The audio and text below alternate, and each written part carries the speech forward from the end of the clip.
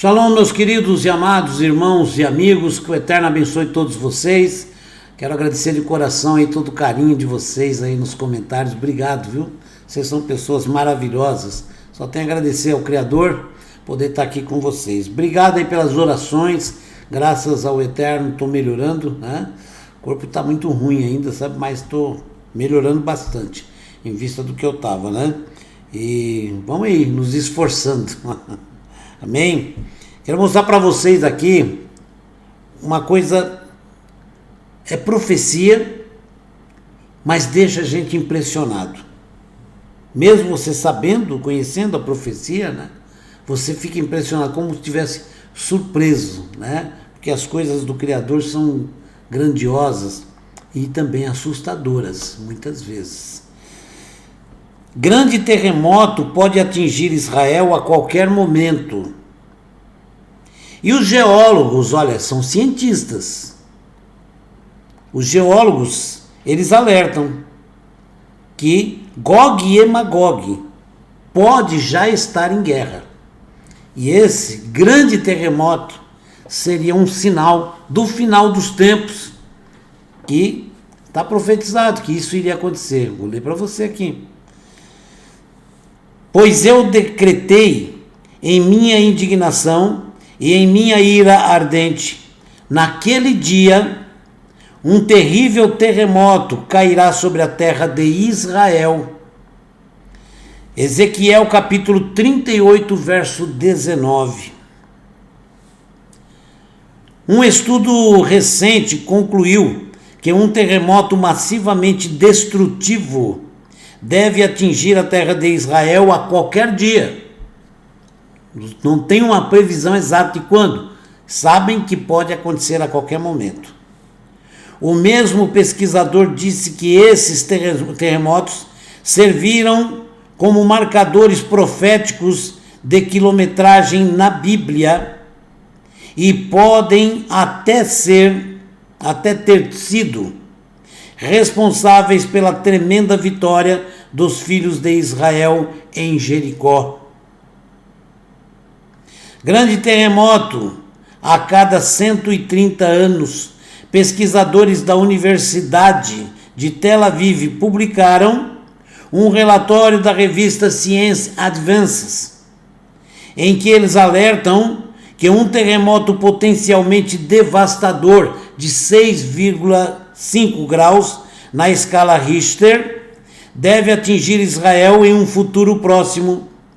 O estudo revisou cerca de 220 mil anos de geologia do Mar Morto, perfurando e estudando o fundo do mar, concluindo que um grande terremoto atinge a região uma vez a cada 130 a 150 anos, embora intervalos mais curtos sejam possíveis. Israel está em uma região geologicamente ativa. Israel é sismicamente ativo, localizado ao longo da linha da falha sírio-africana que corre ao longo da fronteira Israel-Jordânia, parte do grande vale do Rift, que vai do leste até o Líbano e até Moçambique. O vale do Rift, o Jordão, né, como fala, é o resultado de movimentos tectônicos das placas, né, dentro do sistema de falha da transformação da transformada do Mar Morto. O DSF marca, que é o Mar Morto, tá? Marca a fronteira de transformação entre a placa africana a oeste e a placa árabe a leste. As colinas de Golã, ou do Golã, como alguns falam, né? E toda a Transjordânia fazem parte da placa árabe, enquanto a Galileia, ou Galil, no hebraico, né? As terras altas da Judéia e da Samaria Cisjordânia, planícies costeiras do Negev, que é deserto. Negev é um deserto, né? A palavra Negev, inclusive, só para vocês, para tirar a curiosidade, assim, né? Significa árido, seco, Negev. Então, o deserto árido, seco. Junto com a península do Sinai, estão na placa africana.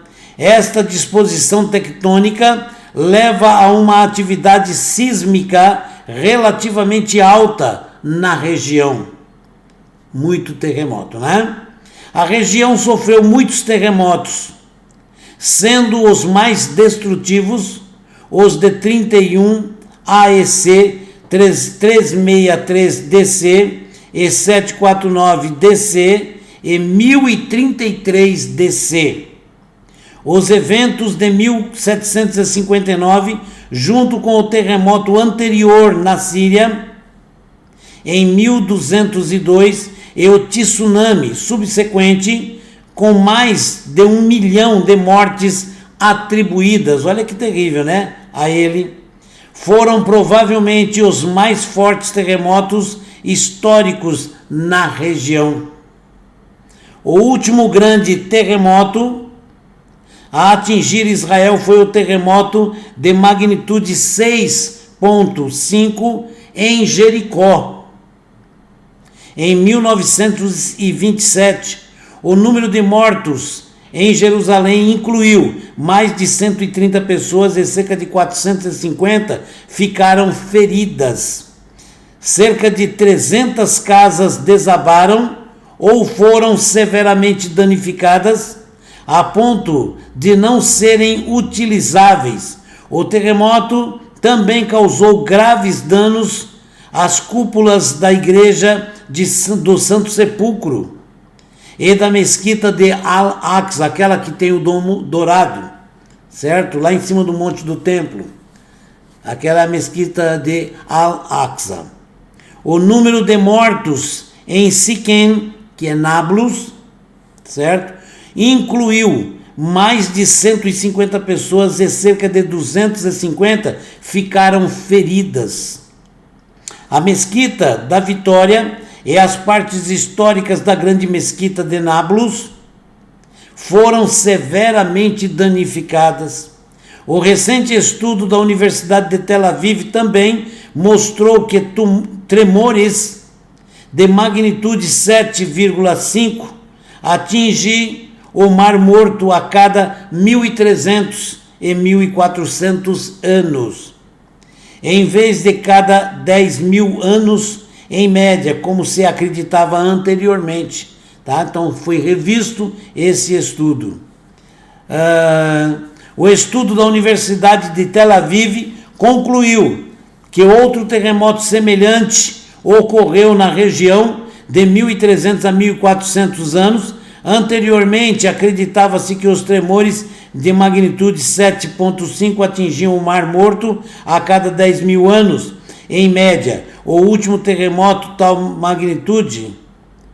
de tal magnitude, né, a sacudir a região foi no ano de 1033, há quase 1000 anos, o que significa que outro macrosismo deve atingir a região a qualquer momento nos próximos anos. Ok? Terrível, né? Não quero semear medo, mas vivemos num período de atividade tectônica, disse o professor Shmuel Marco, chefe do grupo de pesquisa. Tá? Nós estamos vendo aqui cientistas, rabinos falando basicamente a mesma língua. O registro geológico não mente, e um grande terremoto em Israel virá. Só não sabemos precisar a data, mas a qualquer momento pode acontecer. Claro, não temos como prever exatamente quando a terra vai tremer sob nossos pés, mas é uma projeção estatística. Pode acontecer em 10 anos ou em várias décadas, mas também pode acontecer na próxima semana ou no próximo dia, e devemos nos preparar para isso. Estimativas do governo 7.000 mortos a 377 mil desabrigados.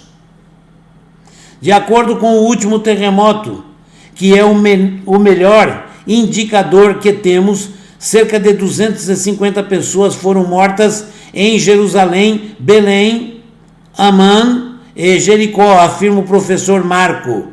Aí vamos fazer agora aqui um exercício de proporcionalidade. Portanto, se compararmos com o número de pessoas que habitam essas cidades hoje, 100 anos depois, a população cresceu cerca de 2 a 3 vezes. Tá? Então isso aqui é um dado científico, tá? Um estudo científico. Isso significa que o número de vítimas será 2 a 3 vezes maior, sem mencionar os enormes danos à infraestrutura e propriedade. Um relatório de 2016 do Subcomitê de Preparação da Frente Interna do Comitê de Relações Exteriores e Defesa do Knesset, que é o parlamento israelense, né, foi consideravelmente mais pessimista, concluindo que se Israel fosse atingido por um terremoto de magnitude 7,5, estima-se que 7.000 pessoas seriam mortas, outras 8.600 feridas e 377 mil desabrigados. Além disso, o país pode enfrentar danos de até 200 bilhões, né, de prejuízo, certo? A pesquisa foi liderada pelo chefe da Escola Porter de Ciências Ambientais e da Terra da Universidade de Tel Aviv, tá? Professor Shmuel Marco e seus colegas, Dr. Yin Lu, da Universidade de Tel Aviv, professor Amos Agnon, do Instituto de Ciências da Terra, Dr. Nicholas Wandman, da Universidade de Haifa. Profecia e terremotos. Agora, por isso que eu li essa parte primeiro, para que fique mais claro, né? É interessante notar que após um estudo semelhante, 13 anos atrás, o professor Marco disse ao J-Post, jornal, né? O J-Post é Jerusalém Post, tá? Então, o J-Post é só a forma simplificada, né? Que terremotos são frequentemente usados como mercadores de milha, ou marcadores, né, de milhas, aqui está um erro aqui, né? Marcadores de milha cronológicas significativos na Bíblia. Por exemplo, costuma-se dizer que os profetas tornaram-se ativos em certo número de anos após o terremoto. A teoria do Dr. Marco é certamente consistente com os profetas Amós e Zacarias, cujos períodos de profecia foram expressamente orientados em torno de um grande terremoto. As palavras de Amós, um criador de ovelhas de Tecoa, que profetizou sobre Israel nos reinados dos reis Uziarro, que é Uzias, né, de Yehudá, e Jerovam, filho de Ioás, de Israel, 2 anos antes do terremoto, Amós 1:1. O doutor Marco chegou a atribuir a vitória de Josué em Jericó à interferência sísmica devidamente dirigida, a destruição das paredes da cidade e o represamento do rio, conforme descrito em Josué capítulo 6, versos de 1 a 16, é geralmente aceito pela maioria dos arqueólogos, os cientistas, certo? Pela maioria deles, né? Como sendo o resultado de um terremoto, possivelmente na falha de Jericó. Dr. Marco escreve, ok? Ele quer dizer o quê? Foi provocado um terremoto para cair as muralhas de Jericó. Claro que Deus fez isso. Isso é muito claro na Bíblia. Que eles gritavam, batiam os pés, certo? E tocavam os seus chofares, seus chofarotes, né? e o muro ruiu. Claro que está na cara que provocou um terremoto. Deus usa os meios naturais que ele mesmo criou, né? Terremoto que precedeu a guerra de Gog e Magog. Embora claramente traumáticos, maciço terremoto em Israel são profetizados, né? Para acompanhar o Gog e Magog multinacional conflict, né? O conflito multinacional que irá sinalizar o fim dos tempos. Naquele dia, quando Gog puser os pés no solo de Israel, o que vai acontecer em breve, hein? Declara o Eterno, minha ira furiosa irá explodir, pois eu decretei em minha indignação e em minha cólera ardente, naquele dia um terrível terremoto cairá sobre a terra de Israel. Os peixes do mar, os pássaros dos céus, os animais do campo, todas as coisas rastejantes que se movem no solo, e todo ser humano na terra tremerá diante de mim. Montanhas serão derrubadas, penhascos tombarão e todas as paredes desmoronarão. Ezequiel capítulo 38, verso 18 até o 20. Uma abordagem mais profética do que a utilizada pelos sismólogos pode ter dado os mesmos resultados. Um eclipse lunar visível na América do Norte aconteceu, e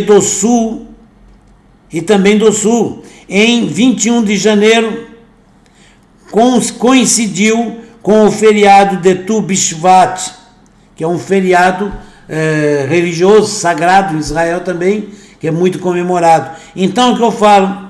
Eu sempre gosto de dizer para as pessoas que as festas bíblicas não são festinhas apenas para festejar, são tempos apontados em que está relacionada, as festas estão relacionadas com profecias, são tempos apontados, tempos proféticos, que nos indicam o cumprimento de profecias.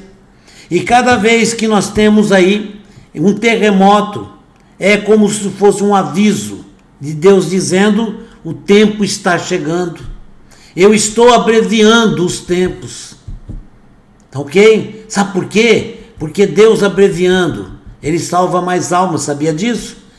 Até o próprio Jesus disse isso, né? Se aqueles dias não fossem abreviados, nem mesmo os escolhidos teriam salvação. Deus quer que todo homem chegue ao pleno conhecimento da verdade e a salvação. E hoje nós estamos vendo no mundo o crescimento tecnológico, o desenvolvimento da moda e de tantas coisas seculares que muitas vezes atraem o jovem principalmente, mas toda a humanidade, para longe do Criador. As pessoas estão se afastando cada vez mais. O amor pelo mundo, pelo materialismo, pelas coisas mundanas tem crescido. A pornografia e tantas sujeiras têm se tornado comum, como se fosse uma coisa normal. E não é. Nós não podemos nos conformar com isso. Muitas vezes não podemos impedir, mas não podemos aceitar como normal. Não é normal as coisas más, as coisas perversas, o cerceamento de vida de inocentes. Não é normal, mas eles estão legalizando. Estão legalizando pornografias, estão legalizando união estável até com animais.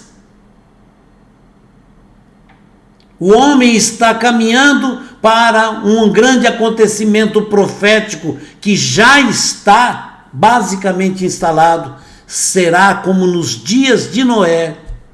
Casavam-se, davam-se em casamento. Isso é uma grande troca de intimidade. O homem com um amor e uma intimidade muito profunda com o pecado, com as coisas mundanas. Nós temos que ter uma decisão firme, forte, ao lado do Criador, porque as coisas estão cada vez mais se afunilando e vai chegar um momento que vai ser difícil até para respirar. Mas sabemos que tudo isso está previsto na Bíblia. Deus nos alerta e Ele fala, quando chegar naquele momento em que você vai olhar para um lado e para o outro, não tem mais como eu sair, o Criador vai olhar para você e vai fazer você ouvir a sua voz. Eu sou a saída. Você pode não encontrar a saída, mas eu encontro você. Amém? O Eterno te abençoe e te guarde. O Eterno traga paz, alegria ao seu lar, saúde, toda a sua família, todos nós. Continuem orando aí por mim, para me recuperar, poder estar sempre aqui firme, falando sobre a palavra do nosso Criador e alertando. O momento está chegando. Não perca a sua oportunidade. Amém? Shalom, um forte abraço para todos. Obrigado pelo seu carinho.